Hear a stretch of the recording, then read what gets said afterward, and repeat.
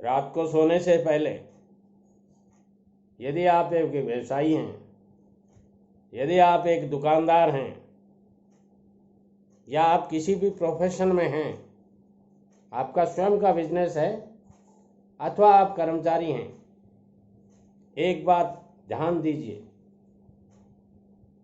एक कागज पेन लीजिए और उसमें कल की आपकी क्या क्या प्लानिंग है वो नोट कीजिए 1 to 1।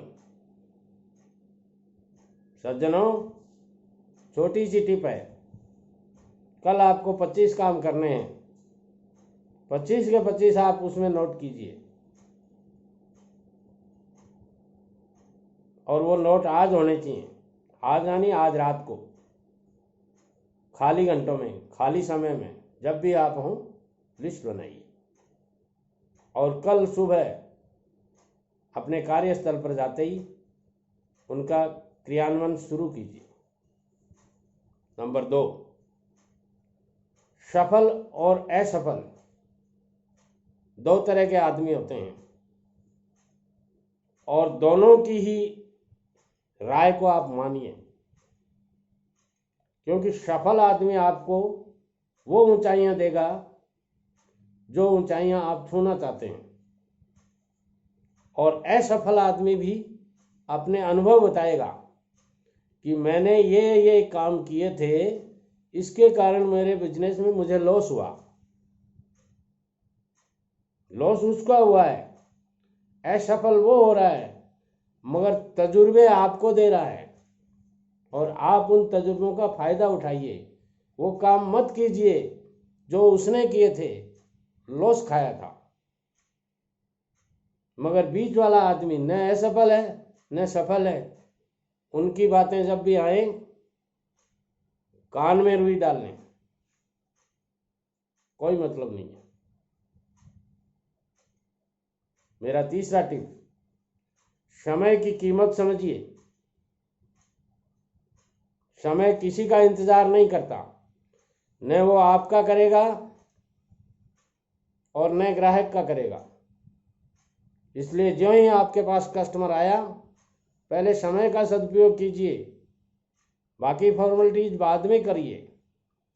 उसकी क्या डिमांड है पूर्ति कीजिए उनको जल्दी से जल्दी, क्योंकि समय है, इंतज़ार नहीं करेगा। और इसके साथ अपने समय का भी सदुपयोग कीजिए।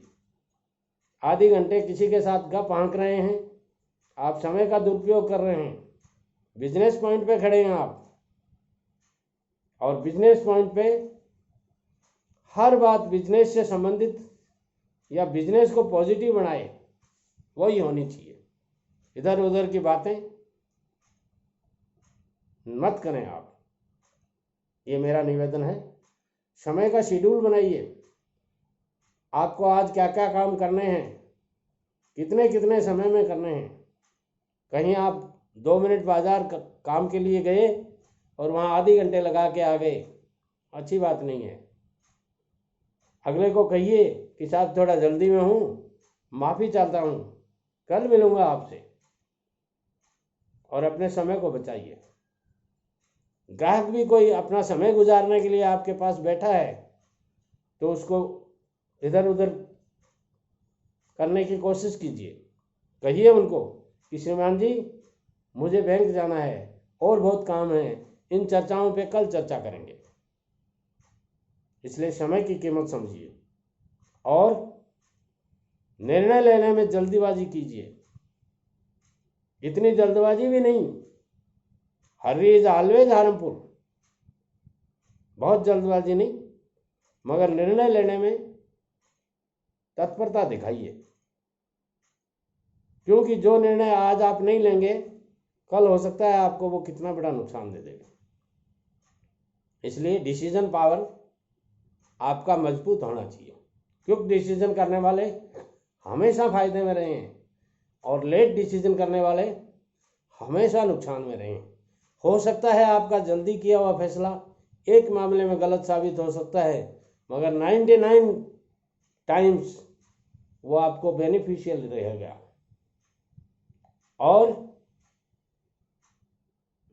लास्ट टिप है मेरा, कभी कभी, ध्यान से सुनिए जी, कभी कभी ना बोलना भी सीखिए। नहीं साहब, ये मैं नहीं कर पाऊंगा। मैं करना चाहता हूं, आप जो कहेंगे वो कर लूंगा, मगर ये नहीं कर पाऊंगा। क्यों? इसमें हमारी इमेज को नुकसान होता है, इसमें हमारा प्रॉफिट मिनिमाइज होता है, इसमें हमारे कस्टमर टूटते हैं। बहुत तरीके हैं आपको ना करने के, इसलिए कभी कभी ना करना सीखिए। और हाँ, हाँ भी बहुत सोच समझ के कीजिए, क्योंकि कई बार बिना सोचे समझे की हुई हाँ बहुत बड़ा नुकसान दे जाती है। इसलिए ना और हाँ छोटे से शब्द हैं, मगर इनके घाव और रिलीफ बहुत बड़ी बड़ी है। इसलिए इनके घाव लेने की बजाय आप उनसे रिलीफ लीजिए। नमस्कार।